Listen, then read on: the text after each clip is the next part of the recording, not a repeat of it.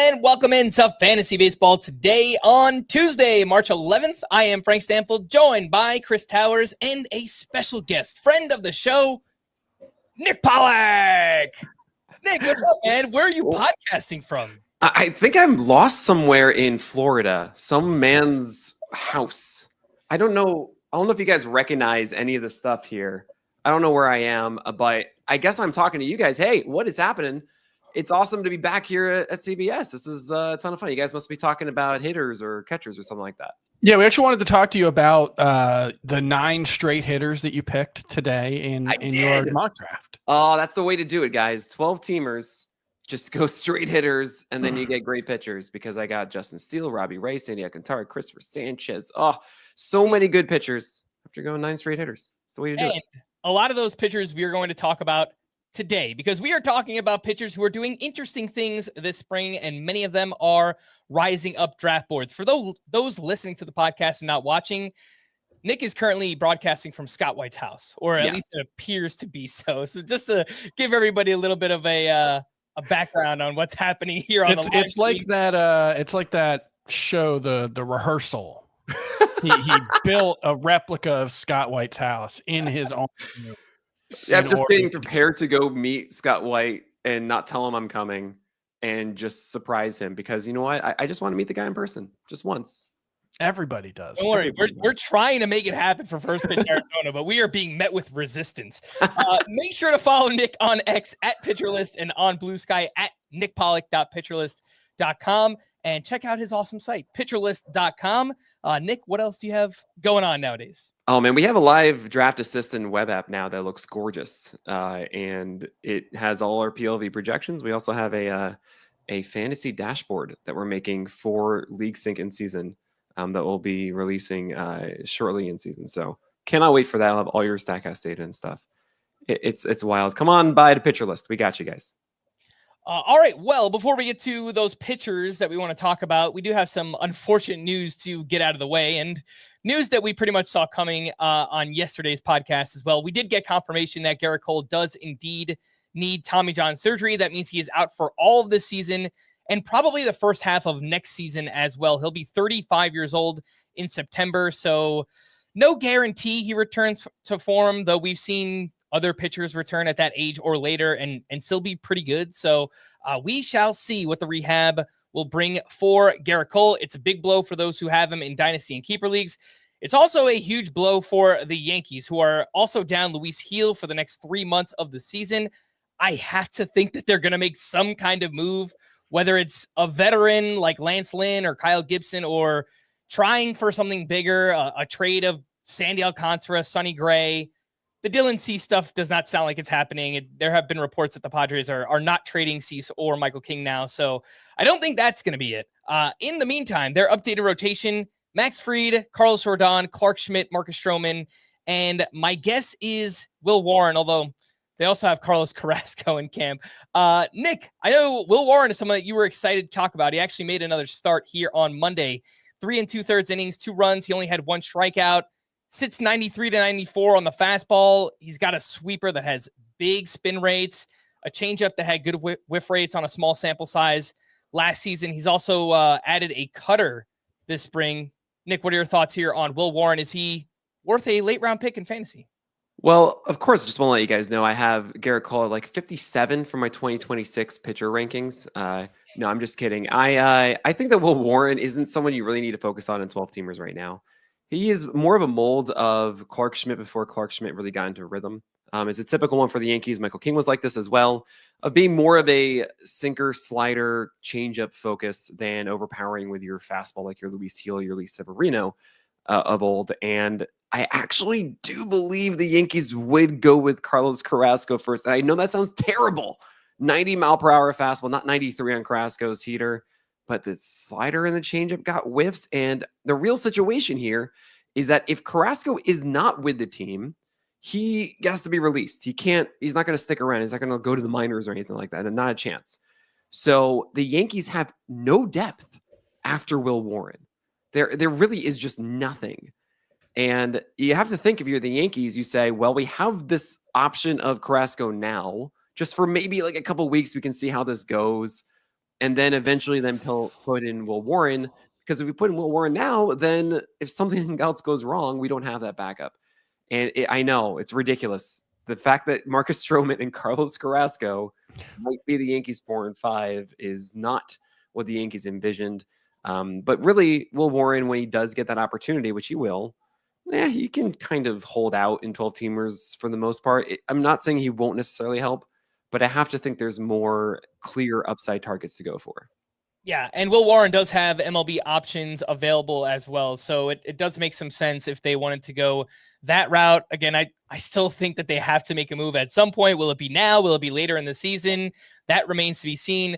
There have been 26 NFBC drafts since Saturday. So the news on Gerrit Cole broke Friday.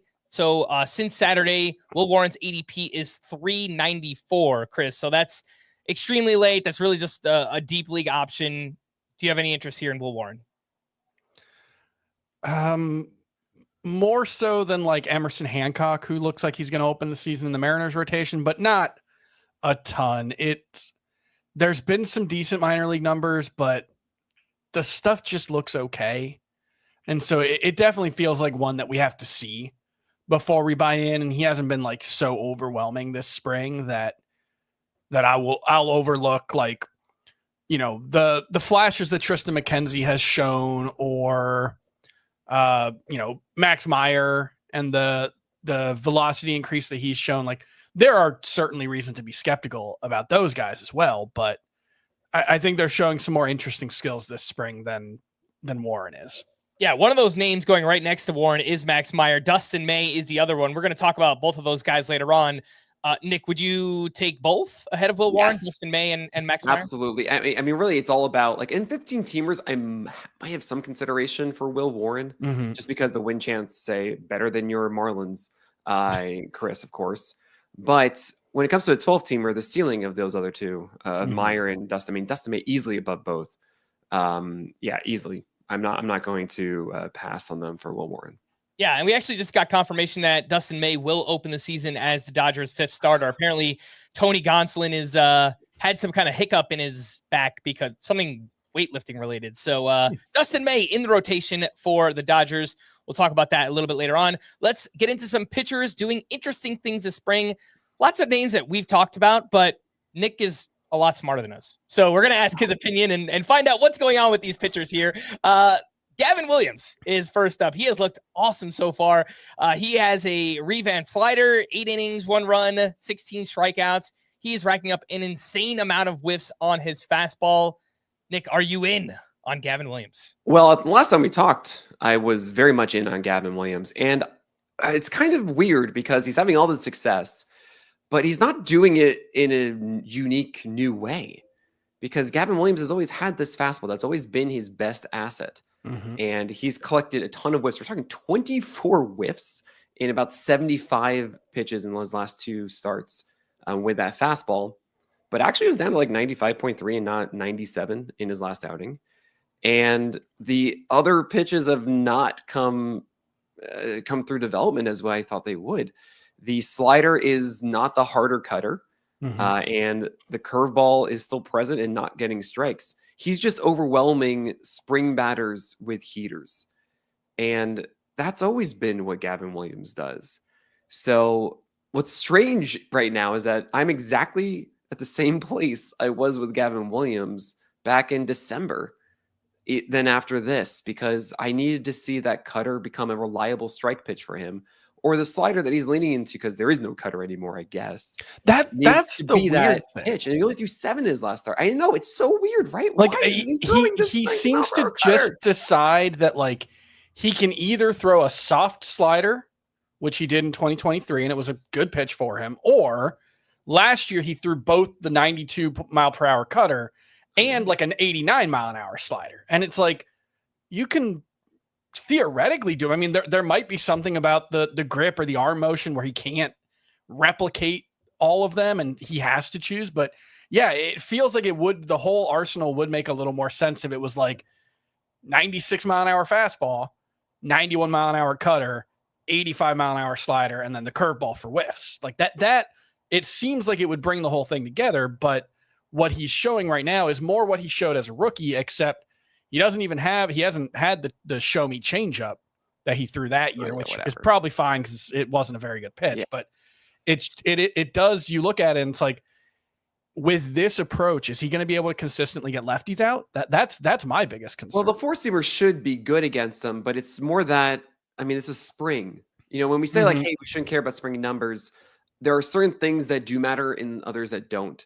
And I think this is actually a case of someone looking too good in the spring, because he's just overwhelming with a four-seamer, and that's fine, but that's not what you're supposed to work on. You know, it's like you're playing guitar and you keep practicing the same bar chord. That's great. But now you got to actually do your hammer-ons and pull-offs. Like, let's go. You're not getting any better at that. And that's how you're going to be a much better guitarist for those who are musicians listening. So that's a little concerning with Gavin Williams. At the same time, he's still not going super high. And I just did this mock draft today, and I felt like I could have even waited longer, but I got him at 192. And I was like, sure, it's a 12-teamer. Like, that's my 7th starter, or actually my 6th one after not taking a starter until round 10. Yeah, I'll do that all day and just see how this goes. And hopefully that slider becomes a bigger deal. But I'm just surprised that we really haven't seen anything else outside of fastball. And really, I mean, more curves than sliders. I'm like, what are you doing? That's not it. So it's just really weird. Hammer-ons and pull-offs. That reminds me of my Guitar Hero days. Back in high school, in my prime, playing Guitar Hero in the mom's basement. Good old days. Gavin Williams, you mentioned going pretty late in drafts. The NFBC ADP in March, 213.7. It's going right around Clay Holmes, who's also looked really good this spring. Nick, who would you rather have, Gavin Williams or Clay Holmes? Oh, this is so annoying because I've become a huge fan of Clay Holmes now. That changeup is working super well. He's sitting 95, so it's not really as big of a velocity drop as we thought we might see, to 92, 93 even. And he has the same amount of drop on that sinker, if not more, slightly. Larger breadth of arsenal now, too. We're seeing a cutter in the mix there, which is super cool to see, too, with Clay Holmes, otherwise known as the Jobe, because, of course, Clay Holmes. And we have also the 2 big whiff pitches that he had before as well. I don't think that Clay Holmes is the greatest command guy. So I'm a little torn because you have a sinker baller who should normally be efficient, but then also a guy that, he had 3 walks in his last spring's training start. He's a little erratic with that sinker around the zone, and that might lead to more frustrating games. I think the ceiling is better for Williams because I can believe in, hey, you click with that number 2 pitch at some point and you're just soaring. While Clay Holmes is going to be a little more volatile. But as far as where they currently are, I think what Clay Holmes is providing across 6 pitches is a really good scenario with the Mets right now. And I'm still going to go Gavin Williams. I'm still just going to do that. I'm so sorry.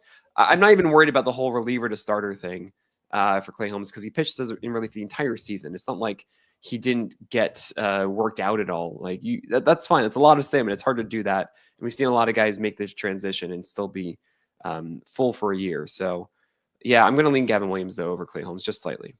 Chris, who do you like more, Gavin Williams or Clay Holmes? Holmes, I think it'll be like Reynaldo Lopez, if anything, with the innings, where there will be some like in-season limitations, skip him or push him back a day when the schedule allows for it, just to try to keep the innings to like 160, 170-ish.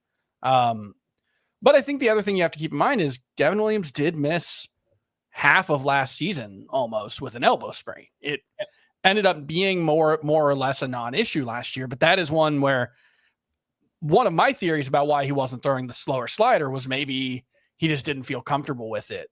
Coming back from the elbow, you could look at that and say, well, he's back to it now. He feels good, but it's one of those things where it's like, yeah, you missed 3 months with an elbow injury, and I think he had like a setback at one point with it as well. That we shouldn't forget about it, even though it's been mostly fine since June of last year or whenever he came back. If you are trying to just project Clay Holmes' innings this season, I know it's an impossible task, but I spoke to Jeff Zimmerman a couple of weeks ago, and he said Seth Lugo has kind of set the precedent for relievers turn starters, and he got up to 145 innings his first season as a starter with the Padres a couple of years ago. So he kind of used that as like the max that we can get from Clay Holmes this year. So that 140 to 150 range could be a fair projection for him. I do want to mention that where you're drafting these guys, you should be thrilled at that. Yeah, I think it's a really big point Yeah. of 12 teamers versus 15s that you're drafting these guys as your SP 5, 6, 7 or something along those lines. You should not expect a full season on your roster of quality in the first place for those guys. So if your hesitation at any point is the potential innings down the road due to injury or something, that's great. If I have them for 2 months and I love it, that's a win. Yeah. Because if you look back at your 12 teamers after pick 170, count how many guys are still on your team by June. Yeah. So I'm not really too concerned about that when I'm debating between those two. All right, before we hit our first break, just a reminder to hit the like button and subscribe on YouTube if you haven't already. It's youtube.com/fantasybaseball today. 30K by opening day. We are trying to get there. Programming updates for the week on Tuesday night. Live 12-team roto auction right here on YouTube, 7:30 p.m. Eastern time. And this Thursday afternoon, we are having our first ever mock draft mega stream. That'll start at 2:30 p.m. Eastern time. We are going to do 5 drafts in a row. This was Chris's idea. It's you crazy. You and Frank, you and Scott can blame me. I mean, hey, it's I think it's going to be fun, but it's also going to be crazy, man. 5 drafts in a row. It's going to be pretty a long exhausting day of mock drafting. But first up, we will have a CBS head-to-head points league, a Yahoo head-to-head categories, then ESPN head-to-head points, NFBC online championship. That'll be at 7 p.m. Eastern time. And then we'll end the night with an underdog best ball draft around 9:30 or 10 o'clock. So if you want in on any of the CBS, Yahoo, or ESPN mock drafts, tweet me at roto_Frank and let me know which. Make sure that you can be there because I don't want any auto drafters, and I will not be able to track people down in the moment. Should be fun if it works. Hopefully it's an email the show too. Yeah, sure. Why not? Let's take a break. We'll be back right after this. Dive into the biggest moments from the big dance with NCAA March Madness Bracket Breakdown, Sunday on CBS Sports Network. Welcome back in Fantasy Baseball today. Pitchers doing interesting things this spring. Robbie Ray apparently has picked up a changeup from Tarek Skubal, who throws the best changeup in all of baseball. And Robbie Ray has looked great so far. 5 shutout innings with 9 strikeouts. Robbie Ray only made 7 starts last year, but the velocity was up, and he posted an elite swinging strike rate. Nick, you have Robbie Ray inside of your top 40 starting pitchers, SP37. Sounds like you are in. Oh, yeah. I'm actually going to have him inside my top 30. I'm redoing my top 100 on Wednesday. I'm going to be live streaming that at playback.tv/pitcher list. Robbie Ray is so underrated this year. There are a couple guys that I've really started to target because there's this large glob, of course, where you have like SP 15 to 45 even. And I'm starting to realize that there are certain ones that have just as good of a skill set as those guys around 20 or so. And Robbie Ray was a stud for multiple years, and then he out Tommy John, and then he came back and had maybe 1 or 2 bad starts, and then otherwise was like, yeah, I'm a 30% strikeout rate guy. This is fine. I can have like a 115 whip. This is all right. And now he's just going to go every 5 days for the Giants with that strikeout rate, with a new weapon that he never had. The problem with Robbie Ray all these years, and he would have this home run rate, is because guys would sit on the fastball and sometimes the slider wouldn't be there for strikes against righties or just be in the middle of the plate. The changeup is everything there. Against lefties, no problem. The slider just destroys them. Yeah. It's all good. It's just about righties not being able to hunt for a heater. And I watched this. It's fantastic. I mean, he is so ready to be a stud. I would even be tempted to say that my dark horse NL Cy Young winner is Robbie Ray this year. Because he has that potential in him. I just think he's getting underdrafted right now. Is there that big of a difference in skill set between Robbie Ray and Blake Snell? Like, Blake Snell's awesome. I love it, but it's pretty similar, like really inconsistent within season. Blake Snell has, I think Robbie Ray is one of the few pitchers you can say over the past few years, Blake Snell has been more reliable in terms of health, but I don't know. Like I'm expecting high 20s to 30% strikeout rate. Ray might actually have better control. I don't know. I don't think it's that big of a difference. Well, okay, I can actually answer this really easily. With Robbie Ray versus Snell, they actually have the same one, except that Snell has the right tool set against a right-hander, which is a changeup that is really effective.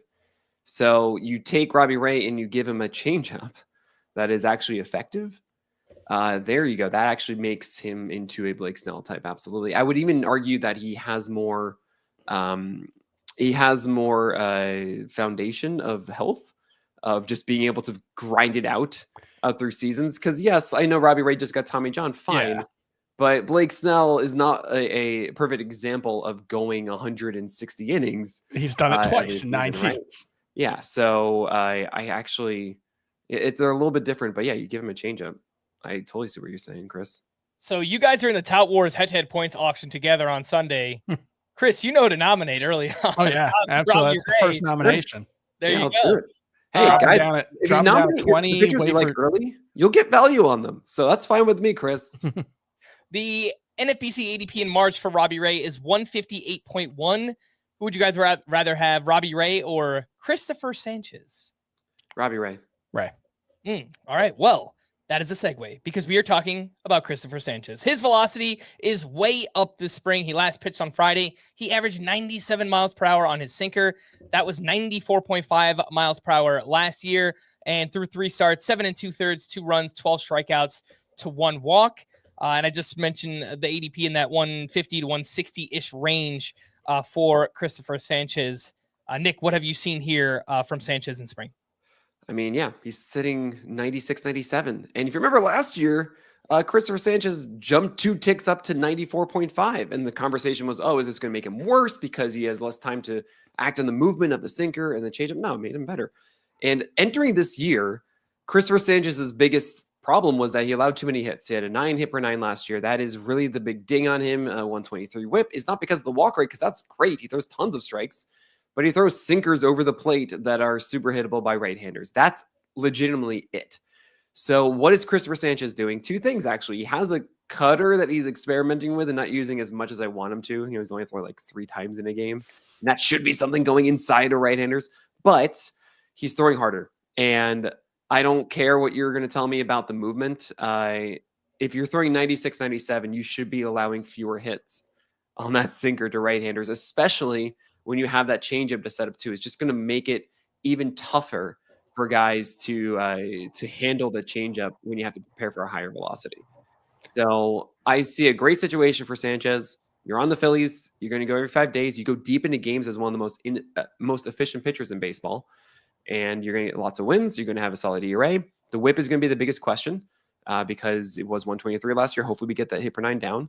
And hopefully the strikeout rate can be 1 an inning. That's all I'm looking for. I don't need 25%, 26. If you're going 6 innings a start, then 23 is good. That's roughly 6 Ks a start. I'll take that all day.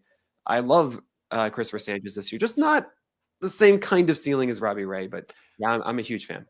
My only concern here, and it's something that we sounded last year when his velocity made the first jump, was can he do that while keeping the walk rate low? Because he had really high walk rates throughout his minor league career. And then 2023, something clicked. In the last 2 seasons, he's been just excellent control. And so far this spring, it hasn't been an issue. It wasn't an issue for the most part last season. It was in April, but then it really settled down. He ended up with a very good walk rate. He's been toying with that cutter for a couple of off seasons in a row. He started throwing it last spring as well. Then it did not make the transition to the regular season with him. He has talked about it multiple times, both this spring and last spring. It's a point of emphasis for him. It's just not clear he has the feel for it. Yeah. I wish he did though. That'd be cool. So you're the cutter guys. It's not the same pitch mix, and we said this on one of our pitching previews, he feels like a poor man's Framber Valdez, where, he's not going to give you a ton of strikeouts, but he should give you a good ERA. Maybe the whip is a little bit higher. He pitches on a good team. He's just not as proven as someone like Framber Valdez, but at the end of the day, it kind of feels like a similar skill set. Oh man. Proven and Framber Valdez to me are not, don't belong in the same sentence. But that's just me. If you look at last year, what did he prove? That he isn't a thing. He's one thing in the first half and then finds his curveball in the second half. He's so weird to me, Framber Valdez. And what has the spring been? Yeah, terrible curveballs. He's been walking everybody. So yeah, but he's gotten 175 innings 3 straight years. The results, I get it. There's always a slightly different version of him, but it's usually very good. He's maddening. It's a 3.45 ERA or better 4 years in a row. So it's just, I understand in season, maybe it's a little frustrating, but You're missing the forest for the trees, Nick. by the end of the day, you guys are. No, I'm seeing the sub 3 ERA over 176 innings. One day you'll understand, guys. yeah, I actually, I kind of brought him up for a reason. I know you're not like the biggest Framber Valdez fan, but it kind of feels like a similar. Seems like a nice guy. Yeah. All right. Well, let's talk about Jacob deGrom, who is throwing with less velocity on purpose, we think, because we spoke about this on yesterday's podcast, and he made his spring debut on Saturday. He threw 2 perfect innings with 3 strikeouts. He averaged 97 miles per hour on his fastball. And Nick, you have deGrom, or at least had, as your SP6. He's actually been dropping in ADP. In March, he's down to SP11. So there could be a buying opportunity if you are in. Is that the case? SP5. Oh, Yeah. Pretty fast. I just gotta, I don't know. Maybe I'm the crazy one, and that's fine. But I think there's this concept of Jacob deGrom, and we get really, really pinned on this idea that a guy is a guy, and then what happens every year is, he is until he isn't. And look at Chris Sale last year. We had him ADP, I think it was like 42nd starting pitcher or so, and my co-host Eric Samolsky on the corner was like, put him at 28 or so. He was really on him. What do you know? He just went and had a Cy Young season because he was injury prone and we didn't know what it was going to be and all this kind of stuff, right? But then there he is. And now Chris Sale's in a top 10 of starters, and I don't want him there. And Jacob deGrom, well, the history is he had a precursor to Tommy John that messed him up in 2021. And 2022, he just kind of had like a kind of slew of random little things, but delayed a season. And then 2023, of course, led to Tommy John. So 2 of those 3 seasons were really just Tommy John. And before 2021, Jacob deGrom was a workhorse. Like, he was just a proven workhorse, like definitive #1 best pitcher. That's what it is. And all I see now is a guy who came back in September, pitched just like he did before, is being smart about it now at 97 as opposed to 100. So he's not max efforting. And the Rangers are just going to be like, yeah, go ahead, do what you want to do. I guarantee everybody listening right now, if you don't draft Jacob deGrom because you think, oh man, he's just going to get hurt and whatever, it's going to be May 1st and you're going to be saying, why didn't I draft Jacob deGrom? That's how it's going to feel in season. And I just think he's an absolute stud. And we worry so much about his health, forgetting that I think it's 40% of starters, if not more, go on the IL every year. 40%. It's just random. George Kirby, the stable one, is now, has shoulder inflammation, right? Like, instead of focusing too much on that, go for the guy that we know is just absolute quality at such a high level when he pitches. And yeah, he could absolutely go 130 plus innings. It's actually a possibility. I know it sounds crazy, he could, yeah. But he has the healthy elbow now. I'm a huge fan of Jacob deGrom. I think he's just going to soar. He absolutely, there is a difference between, I'll put Jacob deGrom and Tyler Glasnow on one side, and even Blake Snell, who has only thrown more than 130 innings twice in his career, but he could. He can throw 160 innings this season. If Jacob deGrom doesn't miss a start, he's probably going to get to 150-ish. There's not 100 innings. 100 doesn't miss a start. He's going way past 150. But they're gonna manage his innings. He's already, they already announced he's only the number 5. They're gonna find ways to like the Braves did with Chris Sale, where I think he got to 160 something. Maybe he gets more than 150, but Glasnow, if he stays healthy, he's going to get to 170 innings. It's just a question of health. Whereas there are some guys like Roki Sasaki or that's probably the most high profile. Shane McClanahan, where just they just can't. There's just not going to be a world in which they get to 160 innings. They're well, right. The team is going to prevent it from happening completely, and they're going to. But this is actually a great point, I think, that you're making, that those clubs are going to stretch them out. I actually think Glasnow's in that too. It's not like Glasnow's going to go and then just whatever. what I love about Jacob deGrom is that I don't really think, I mean, yes, the Rangers saying, hey, we're going to make it a little easy at first. We'll make him the 5th starter instead of the 1st starter. But I really don't think they're going to be skipping him or manipulating his in games a lot. I think they're just going to let him go. And that means when we talk about the innings projection for Jacob deGrom, it's not a full season and it ending up being 130 or something. It's going to be him and then stopping. And the point I'm making the entire 2 months or whatever this preseason is that there are so many pitchers on the wire, more than ever, that I'm seeing going after drafts, that we should be embracing the injured guys more, that are going to be a hard stop that you replace when you put them on the IL, because the replacement value is higher. So give me deGrom plus whatever that guy is on the wire, because the wire is so plentiful right now. The one thing I would add about deGrom, though, is he can say, I'm not throwing as hard on purpose. It's totally unfalsifiable for us. Like, unless we throw harder already before the injury. I mean, no. He threw 99. Right. But last year he was sitting 96. He's sitting right around where he did last year as well. He's sitting like 96.5, 97. That's where he was when he came back. His velocity was already back last season. And the question was, is that a conscious decision to not throw as hard, or is he still maxing out, but he's maxing out at 97 to 99 rather than maxing out at 99 to 101? That's the unprovable thing. And that's why, like, I don't want to put too much stock into, the quote there. And he did also have a pretty serious shoulder issue in 2022. So it wasn't all the elbow that was fixed with the Tommy John. That's so the other thing I do want to say he was sitting 97, 98 in September. Like, that was the old Jacob deGrom, right? I mean, I just looked it up right now. Like, I'm looking at his game logs and everything. Like, that was in those starts, we saw him go 99. Like, I don't think he's just saying this to save his ego or something along those lines.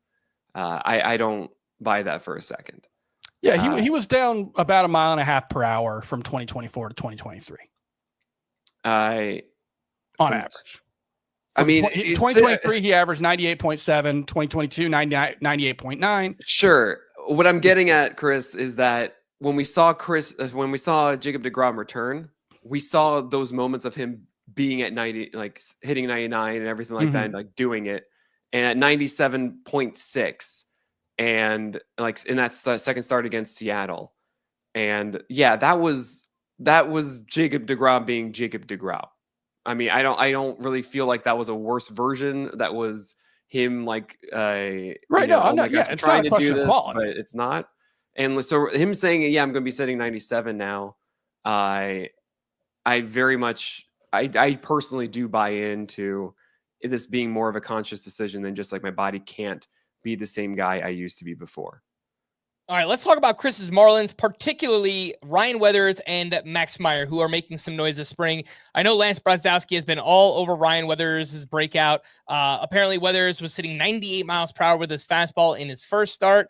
Also, Weathers changed his diet this offseason. Best shape of his life. You love to see it. Max Meyer's velocity is way up this spring. He is throwing a new sinker and sweeper. It sounds like the velocity being up was a conscious decision. There was a video of him talking about lifting weights this offseason, trying to build muscle and throw harder on purpose. So far that has worked. That has been the case. They both look really good. Chris, what do you think? Are you in? Are you buying in on your two Marlins here, Ryan Weathers and Max Meyer?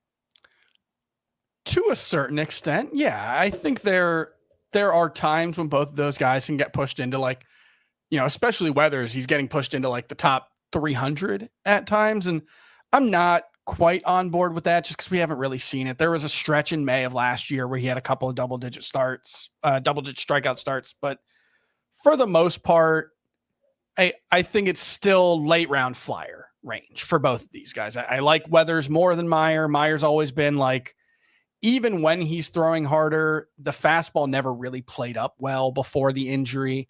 He's throwing harder than he ever has before, but still, I'm not sure how great that fastball is going to be. The sweeper, he hasn't really thrown all that much. So I don't know if it's like a sea change, but if you're in both of these cases, I think you're looking for, I mean, really any late round flyer. Like Nick said, I don't care about how things can go wrong for these guys, because if Max Meyer comes out and has 2 bad starts to open the season, Max Meyer's out of here and you pick up the next guy who shows something. And there will be many guys in the first couple of weeks of the season who show flashes of upside. So I love taking late round flyers on these guys. It's just a question of, does the price stay low enough to make it easy to let go of them if we get to that point where they're not worth starting? I will also point out Weathers, I think the data was not quite as good in his second start. I don't know if he wasn't as good or if it was like a hot gun the first game, whatever, but both the shape and velocity on the 4-seamer were not quite as impressive in the second outing. So that's worth keeping in mind as well.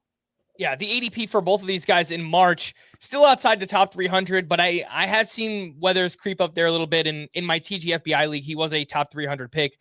Weathers at 326.8 and Max Meyer at 388.8. So, Nick, I know you do a lot of work for 12-team leagues. I mean, at that point, top 300, like outside the top 300, those are more like 15-teamers. So we're talking like deep league picks right here. What do you think about both Weathers and Max Meyer? Well, to be fair, those are post 300 picks in 15 teamers, but a lot of times those are the kind of guys that actually leapfrog a lot of the players getting picked in the 200s, because there's no reason to go for the kind of Toby boring guys in the 200s. Might as well go for the upside flyer of Weathers and Meyer in those 12 teamers. And every day of the spring, I've done a daily article on Pitcher List and a podcast going over the data of every single spring start that we can get. I'm reviewing every single pitcher that is relevant. And so I've been monitoring this whole Weathers and Meyer thing. And you're absolutely right, Chris, about Weathers being a little, at times, like he showcases these flashes and then it goes away. He even did last spring, where there was, hey, oh my gosh, he like demolished the Yankees one game. Is this different? And it does look like it's a different version of Ryan Weathers this time around a little bit more. Yeah, what Lance put out, he was able to get the data on both starts. You're right. It was a worse fastball the second time. Still impressive, though. Still a better one. And a larger leap than he made this time last year, too. I actually talked to him about him losing 20 pounds. And it's, best shape of your life. You can absolutely say that. But I am a huge believer in just mental framework and your mental health, how that can actually change you as an athlete. And I was a little bit sold with talking to him about it. That did seem like he was focused on the right things. And we are seeing that with his approach too. We're seeing a really good change up from him to right-handers, which is a paramount thing for him. But honestly, the biggest difference maker of Ryan Weathers is if he can throw his sweeper for strikes against lefties. That was a 51% strike rate against left-handers last year, which is horrific. When you think about strike rate on a single pitch, it needs to be at least flirting with 60%. If you're throwing it over 30% of the time, it has to be over 60%, or you're going to walk everybody, or you're just going to be forced to throw these meatball fastballs for strikes then when guys are sitting on it. So I don't know yet if Weathers has done that. The data we've gotten has been more about his fastball. And I would love to know that he has a slider he can throw for strikes against lefties. That'll be really cool. Overall, though, I do like it. I think this is a better Ryan Weathers. I just don't know how much better. And it's on the Marlins again.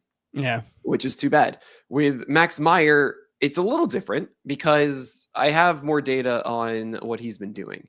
And first and foremost, Max Meyer had this lower arm angle in college and then raised it up in the majors. And now it's back down. This is his natural arm slot. He's throwing harder, 2 ticks harder, not just on that fastball, but also on the slider, which is now at 90 or 89.5 in the last one, but not 88. And that's a legitimate slider. It's pretty much the same movement of the one from last year, but then he also carved out this new sweeper too at 85, which is great. That's so cool. And the 4-seamer has much better movement than it did before. It's a better attack angle because it's lower. So that means he's going to be better up in the zone. And I've considered Max Meyer as just like a slider guy. And like, well, that breaks what I call the Wasker rule. You can't just have a good slider and nothing else. I thought he was just like a future closer. Oh, interesting. year. Because When I of that. watched him, Well, I was like just you said, like, John yeah. Gray should be a closer. Right, it's the same idea. Good slider and not enough to support it. But now with this fastball, okay, this is actually a good fastball now. And then you have the sweeper to also help you against right-handers. Nice. I do want to see a little bit more of his attack against left-handers, because if it's a slider and a four-seamer, you can certainly do that. It's nice to see something else. And that's the last little box I need checked for Max Meyer. But he has held that four-seamer velocity. And that is 96 now, not 94. And that's very encouraging. So I like taking a chance on Max Meyer. This looks like a new pitcher. Do you just have some quick either ors for these pitchers based on ADP? Would you guys rather have Ryan Weathers or Bubba Chandler from the Pirates? Oh, Bubba's not in the majors. He's in AAA now. So I got to go with Ryan Weathers. It's unfortunate. Hey, that's what the ADP says. I guess people are just stashing Bubba Chandler, waiting for him to get called up. How about Weathers or Nick Martinez? Weathers. I'll take the chance on Weathers, excuse me. Maybe Martinez in a head-to-head points league, but I think I'd still take Weathers. Because you're saying essentially the wins and going longer into games for a quality start is better for points. I totally get that. Yeah. And the relief pitcher eligibility. Yeah. Yep. Oh, sure. Weathers or Matthew Boyd? Depends on the league. Quality starts and stuff. I actually think that Matthew Boyd's kind of sneaky in your 15 teamers, because he could be near a 25% strikeout rate guy there. The changeup and slider are very good. It's just that the fastball's not good. So it might be a higher ERA than you would like. But I think the Cubs are just going to let him go as much as he can, like 90 plus pitches they start easily, which will have some value there. So points league, I would probably take Boyd. But I think I want to go Weathers in your 12 standards. Okay. For Max Meyer, would you rather have him or Dustin May? Dustin May. Oh, Dustin May. Get Dustin May everywhere, everyone. Okay, cool. Great. Thanks so much. What about Max Meyer or Tomoyuki Sugano? Those look pretty good this spring, too. Max Meyer. Sugano's too boring. Yeah. All right. Let's take our final break. When we return, we'll hit some quick news and notes, and then back into the pitchers right after this. Sail GP lands in California. The Port of LA welcomes the 12 world-class teams to the epicenter of glitz, glamour, and Hollywood.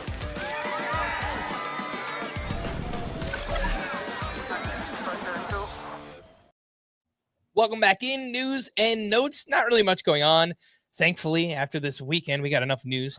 Orioles manager Brandon Hyde said Gunnar Henderson is progressing well, but remains unsure for opening day, which is not exactly what we want to hear, but I guess it's better than bad news. Brandon Nimmo resumed baseball activities Monday. He's dealing with right knee soreness and plantar fasciitis in his left foot. The Dodgers signed Dave Roberts to a 4-year extension worth $32.4 million. That makes him the highest paid manager on a per-year basis in the sport. Speaking of the Dodgers, and I mentioned this already, Dave Roberts said Dustin May makes a lot of sense as the 5th starter, and apparently Tony Gonsolin had a little hiccup with his back while lifting weights. And Nick, now's your chance. You told everyone to draft Dustin May everywhere. Why is that? Because Dustin May is dope. It makes us feel dope. No, look, you want pitchers who pitch for the Dodgers. I know that sounds weird because they might go to the 6th man and all this stuff, but when they are starting, it's really good. You have a good defense. You have an amazing offense. You're going to go 5 innings and get a win. And Dustin May has a skill set that actually speaks to getting outs, and not yet for strikeouts. It should, but he just hasn't had that time to lay down the foundation of getting outs with this sinker inside at 95 plus with a ton of horizontal run, this hard cutter in the 90s, and then a curveball. That's really like a sweeper, but we're going to call it a curveball. He also has a really flat 4-seamer that if he throws upstairs, he would be very effective with, but it just takes time. He's only made at most 10 starts in a single season so far because of injury. And this looks like the season for Dustin May to actually get his feet wet and get a groove and actually develop. You know, you have to bake in that time for guys to get their MLB innings in and be able to build upon their foundation. So I think this is it for Dustin May. I'm so excited for him, and he's just going to be a steal in drafts. His ADP in March, 382.5 for Dustin May. I will say, I think in a points league or quality starts leagues, right, Nick? Like those are probably going to be hard to come by for Dustin May. But if you play in a league where wins matter, like, yeah, maybe he'll give you 5 and okay ratios and things like that. But I feel like, are we going to get many 6-inning starts from him? I don't see why not, because Dustin May to me speaks to an efficient pitcher. If you are a sinker baller going inside to right-handers, that means you're going to get outs before you get too deep into counts. Okay. And the Dodgers are, we talk about them limiting their starters all the time and whatnot. You can't do that every time because the bullpen will suffer. And the Dodgers don't have Dustin May in their plans for their playoff run. He's not part of that equation. They already have too many aces for that. So they're going to utilize Dustin May and get as much out of him as he possibly can. I very much see that he can go 6 innings. I mean, it might take a moment for him to really get there, but he should be a regular start every 5 days, going past 85 pitches in his appearances. All right, we do have some Statcast standouts from Monday's action. Bo Bichette, 3 hard hit balls, including a home run with a 109.5 exit velocity. He is having a strong spring so far, 10 for 29 with 2 home runs. This was one of those like moonshots that he pulled to the left side. It looked like he hit it like 480 feet. It was probably like 380. I think it helps that he hit it out of the stadium, but it's a pretty small stadium. So, but it was impressive. He got a lot of it. Hey, is it a reverse Samson? Like he's no longer Flo Bichette. He's doing the Vlad Jr. This is Frank's on top of this. Nick, last year when hair gets strong, he cut his hair. He took off last year. Same thing's going to happen with Bo Bichette. So there you go. Right. Hashtag analysis. Kevin Gausman, 2 1/3 innings, 3 runs, 4 strikeouts. His velocity up 1 mile per hour on each of his fastball and splitter. The slider was up 2.6. It's a new grip last year. It's a new pitch. And he had 6 whiffs on 53 pitches. Yeah, he talked about, I hadn't seen any talk about this, but for the first time after this start, he said, I was happy with the slider. Anytime you're working with a new pitch, it's important to get those reps in. So this is an intentional decision to throw a different slider. I don't know how I feel about the Kevin Gausman spring data so far. It's good. It seems like a good sign that the velocity's back. The splitter looks way different than it has in years past, way less drop than we're used to. I think like 4 or 5 inches less drop than he had. So I given how much he relies on the splitter, I'm a little worried. For those listening, Nick just gave us the thumbs down on Kevin Gausman.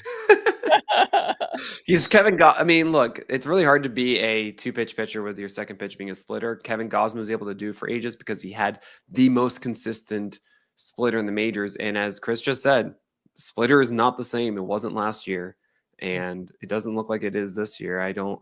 He's not a feel for spin guy. That slider is not going to save him.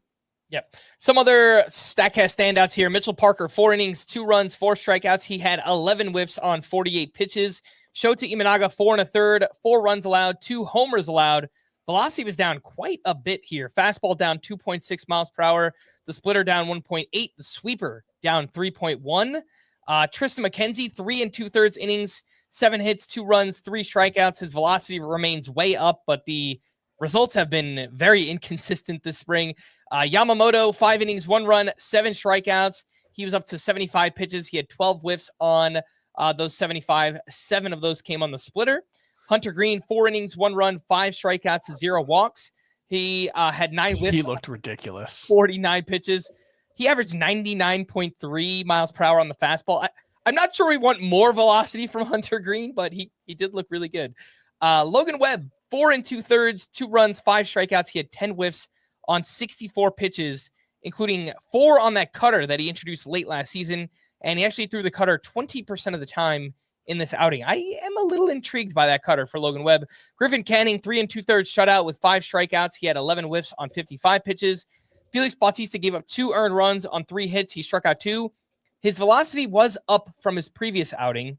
He averaged 97 on his sinker. It was 95.5 in his previous outing. So I feel like this was, although it wasn't a great result, I felt like this was a step in the right direction for Felix Bautista. Any names you guys want to touch on here? Because I just throw a lot out there. You got me so excited about Mitchell Parker for a second, because as I did my ridiculous top 400, I reviewed Mitchell Parker and I thought, man, he really should be throwing the slider more to righties, because I think this is a really good pitch and he needs it. And yeah, you don't throw it for lefty. You see like, oh, he's got 5 whiffs. I'm like, oh my gosh. So I went on our spring training app and looked at the data, and yeah, he just threw them against lefties. I'm so disappointed right now. But it is weird to see Logan Webb just throw 14% changeups. I'm not quite used to it yet, and I'm still weirded out by that. But at least he's trying the cutter and the sweeper and all of those things. So that's fine. And yeah, Hunter Green's up 1.5 ticks. That's dumb. You should not be doing that. Any concern with Imanaga here, whose velocity was down quite a bit, and he gave up 2 homers in this outing? Yeah, not really, honestly.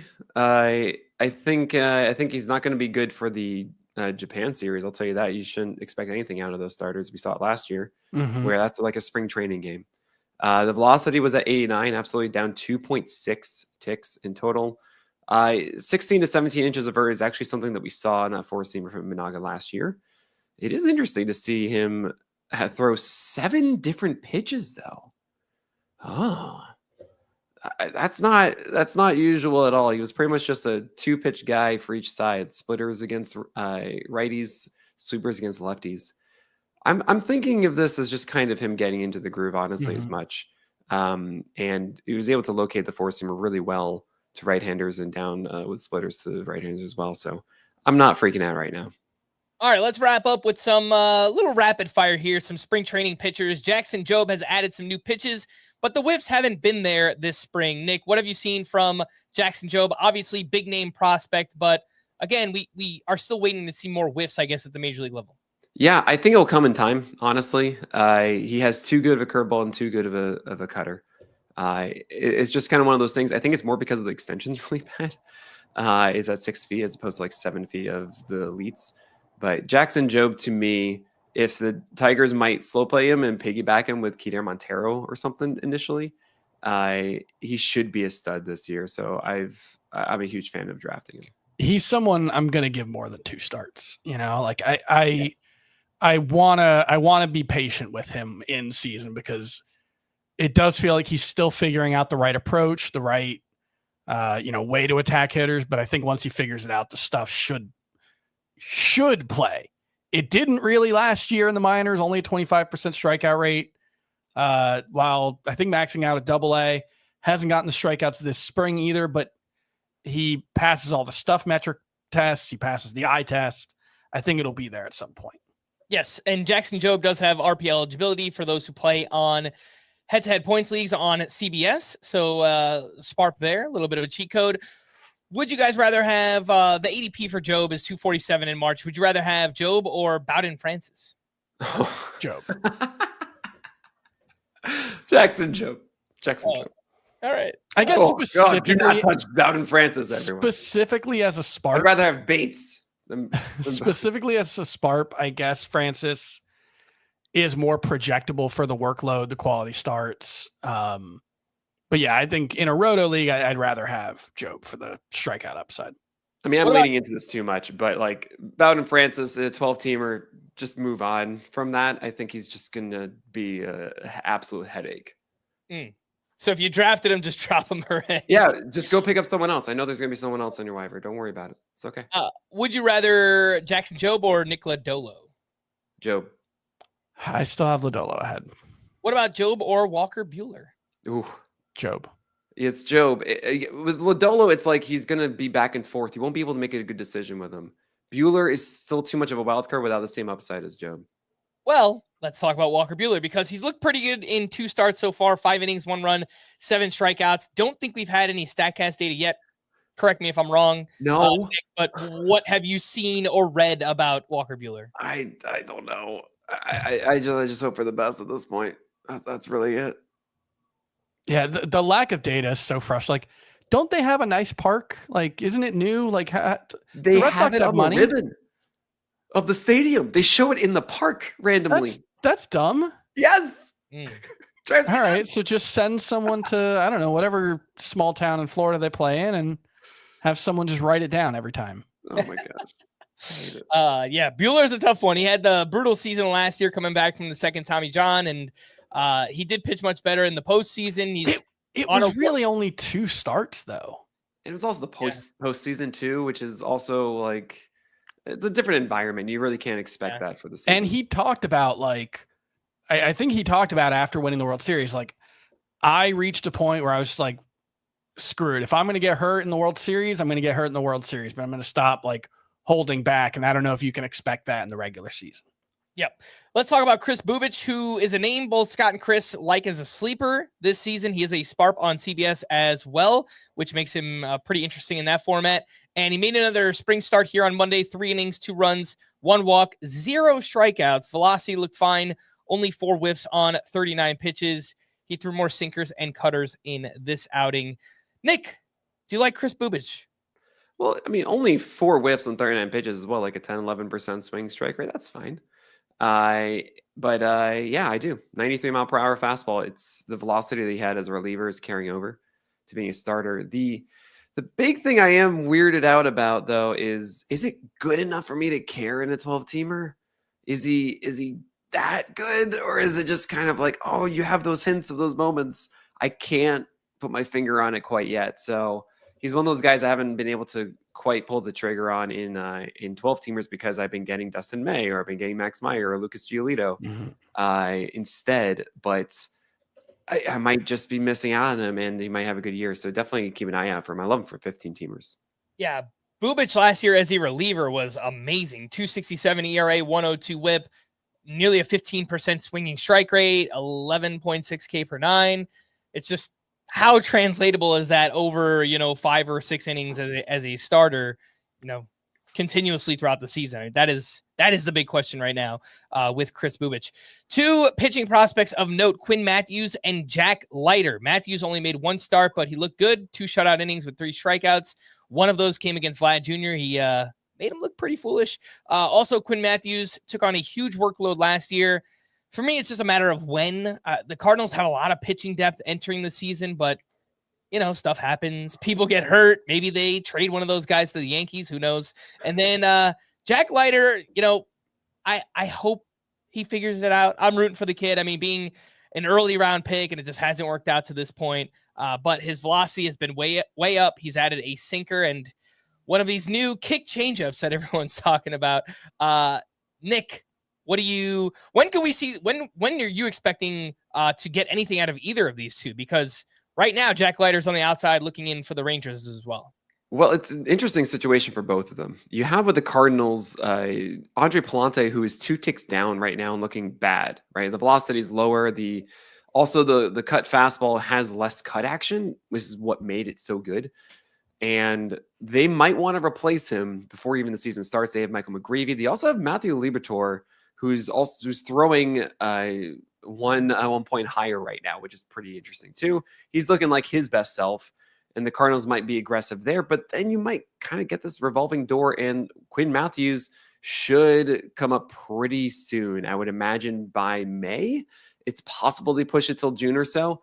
But the second that Quinn Mathews does appear, I'm a big fan of what he does.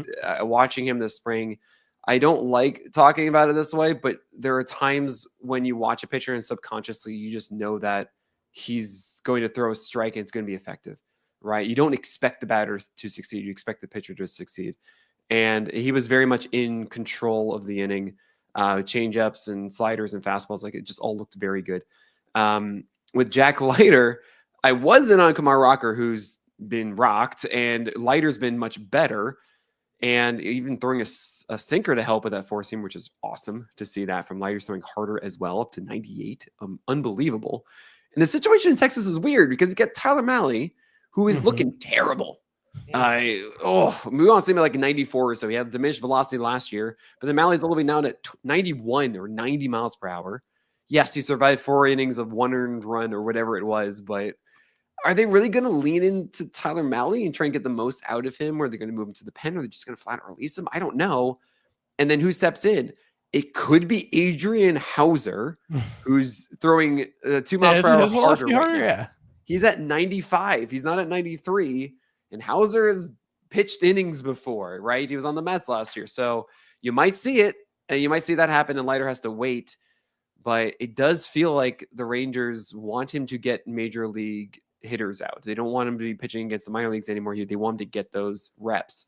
So you might see Leiter quickly. And like Quinn Mathews, the second that Jack Leiter is starting, I want him on my 12-teamers. This is a massive impact guy. One of the best rated 4-seamers by PLV, our pitching stat at pitcher list. It is insanely good. Yeah, I'm circling both of these guys to make sure I jump on them. Or if I have a stash spot open, I'm going to grab them. Chris, I know you like Quinn Mathews, but I haven't gotten your thoughts on Jack Leiter. What do you think here? Yeah, I just for tomorrow's Fantasy Baseball Today newsletter, I wrote deep sleeper for every team, just guys outside of the top 450 in ADP, and he's my choice for the Rangers. I think there's a chance he has jumped Kumar Rocker in the pecking order for them. You know, it probably requires an injury or someone going really wrong early in the season, but I think if an opportunity arises early on, I think Jack Leiter might be more likely to get that chance than Kumar Rocker. Both seem like they're still not finished products, but the work Leiter did to add the changeup, add the sinker, you know, really rounds out his arsenal in a way that, I mean, I was pretty excited when he got the call last year. His AAA numbers were massive. He was pretty terrible. He couldn't throw strikes. I think that might always be an issue. And he is someone that when we talk about like, hey, who should the Rangers closer be? There is a part of my mind that goes, maybe it should be Jack Leiter and just let him air it out in the, but I'd rather see him start first. So, you know. Or I guess Kumar Rocker in that same vein, right? Like there was a lot of reliever risk coming out of college, right? And you know, maybe that's where he ultimately winds up at the back end of the bullpen there. Nick, you also sent me some deeper league names here, or maybe just names for dynasty leagues or names to know for later on in the season. Chase Petty with the Reds, Noah Cameron with the Royals, Richard Fitz with the Red Sox, and you wrote all of the White Sox, parentheses, Shane Smith, Grant Taylor. So I don't think you actually mean like Martin Perez, but you know what? No. A couple These are all names for this year, believe it or not. Chase Petty is looking great. There are a lot of these guys with the Reds. There's Chase Burns. Chase Burns looked unbelievable. He looked so good. He hasn't pitched any professional ball. So I know. He's not going to be up this year at all, but he looked insanely good. Yeah. You have Connor Phillips, who does not. He actually almost replicated the 12 pitches, 3 walks, get pulled from the game in the spring, in one of the spring starts already. But you have Chase Petty, who's he's become a pitcher. He used to be a flame throwing like 99 and 100. Then he actually brought it down to like, I want to say low to mid 90s. And now he's closer to mid to upper 90s with better command, a full arsenal. I wouldn't be surprised if the Reds found themselves in some trouble in May and said, you know what, let's just bring up Chase Petty. He's looking great. And he's clearly better than a lot of these other things that we would do to pass the time, like a Lion Richardson. You like him more than Rhett Lauder? Rhett Lauder, right? Who he's delayed, of course, right now. He would obviously go up before Chase Petty because, of course, of last year. Still, it's just one of those cases of Chase Petty's clearly ready, and he's exciting and should be picked up the second that happens.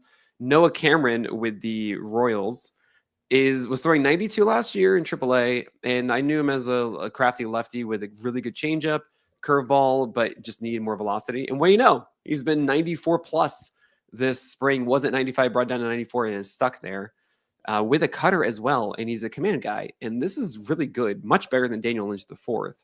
So if Michael Lorenzen isn't doing well, like I just haven't heard anything about Michael Lorenzen. Really, just assumed here he is at the 4th.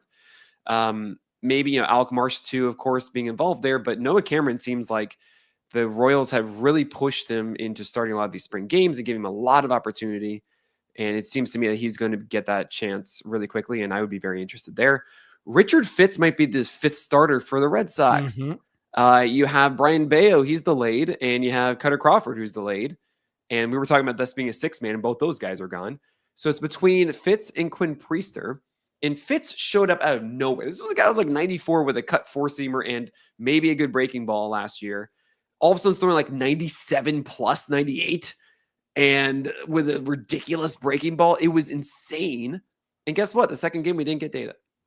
I think him and Priester Priester and Fitz, both their velocity is up this spring, but yeah, Fitz is on my deep sleepers list. I think there's some interesting stuff going on there.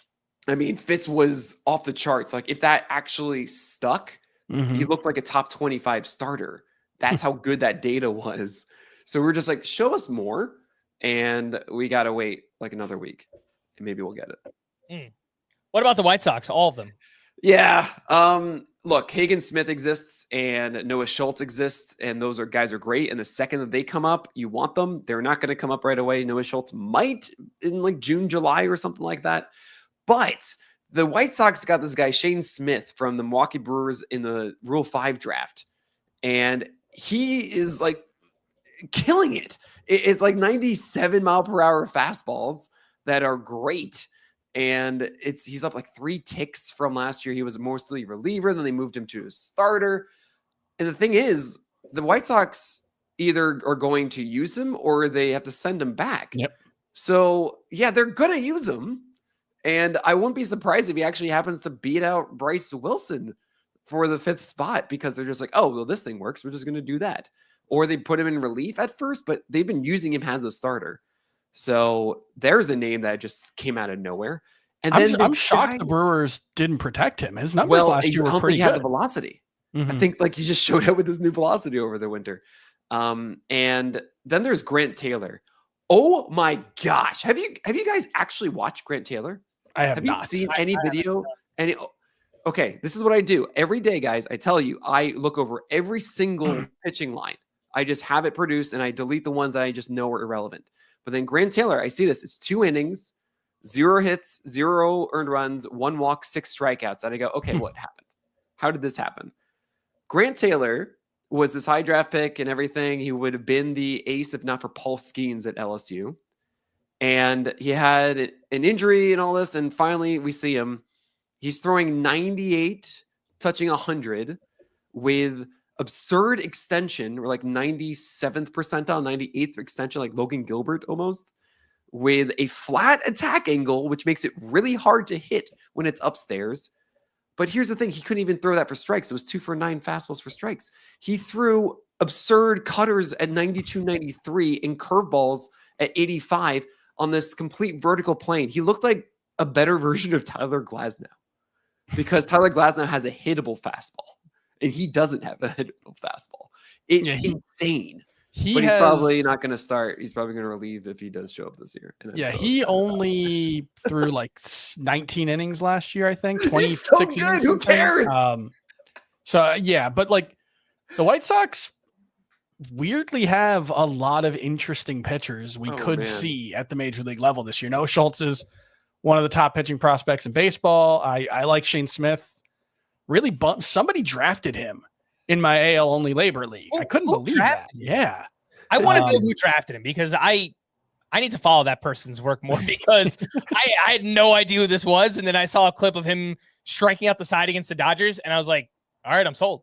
He looks pretty good. Like, let's do it. Like you strike out, I think it was Shohei Ohtani, Freddie Freeman, and Will Smith all in a row. It's like, yeah, I'll put you on my sleepers list. Yeah. Yeah, right. That's all I needed to see. Nick, do you have anything on Sean Burke, also in the White Sox or projected in the White Sox rotation? I've seen some pretty smart people in the industry bring him up as like a deeper sleeper as well. Yeah, so last year, actually, he had 3 starts, and I was streaming him because after the first one, he was showing 96 mile per hour fastballs that were, looking like whiffable fastballs with 2 breaking balls that got whiffs, the slider and the curve. And I was like, what? Okay. No idea about this. And he had 2 good matchups afterwards, and I ran him for both, and it was great. And I was really excited about this. Now in the spring, instead of 96 plus, it's at 94 in that fastball. And that makes me a little more tepid. And again, these are White Sox pitchers, not the best scenario. It's good for volume because the White Sox don't really care, but for wins, not so much. So for me to be in on a guy like Sean Burke, they need to be exceptional in such a degree. And I'm not quite sold on Sean Burke. It was a smaller sample in September, lower velocity now in the spring, and he's going to be the price of free. So I'm not really touching it until he showcases they can be 96 plus and throw strikes with all 3 again. Again, that was Sean Burke, and he is Nick Pollack. You know him, you love him from Pitcher List. It would be nice if I could say your name while you're here on the podcast, but he is Nick Pollack. Nick, what else do you have going on? Just promote again before we head out here. Yeah, we have our ultimate draft guide coming out on Friday. I have my top 100 on Wednesday at Pitcher List. I got to have a list of pitchers at Pitcher List.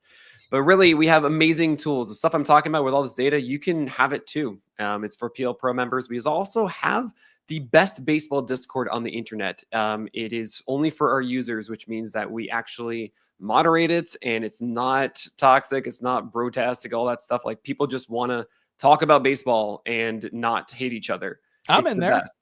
Exactly. there Chris chatting. Towers talks all the time Yeah. because he's like, oh man, this is where I want to hang out. These are smart, cool people. So go sign up for PL Plus or PL Pro today. All right, we are going to wrap there for Chris and Nick Pollack. I am Frank. Thanks as always for tuning in to Fantasy Baseball today. Please make sure to follow and leave a 5-star rating on Apple or Spotify, and we will be back again tomorrow. Bye-bye.